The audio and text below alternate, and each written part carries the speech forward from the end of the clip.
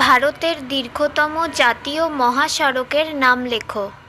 Answer option B, জাতীয় সড়ক ৭। Next, গুজরাটের কাছে কোন পর্বতশ্রেণী শুরু হয়েছে এবং পূর্বে মহারাষ্ট্র এবং মধ্যপ্রদেশের মধ্য দিয়ে ছত্তিশগড় পর্যন্ত বিস্তৃত? Answer option D, Satpura range.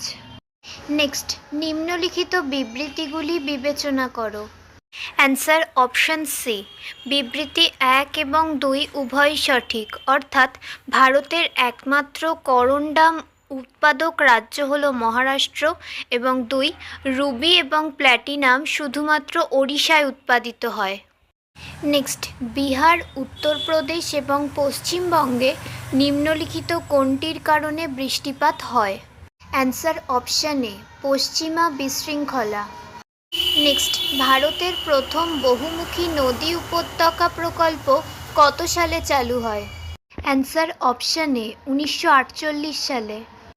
Next, তালিকা ১ এবং তালিকা ২ এর মধ্যে মিল করুন এবং তালিকার নিচে প্রদত্ত কোড ব্যবহার করে সঠিক উত্তরটি নির্বাচন করুন।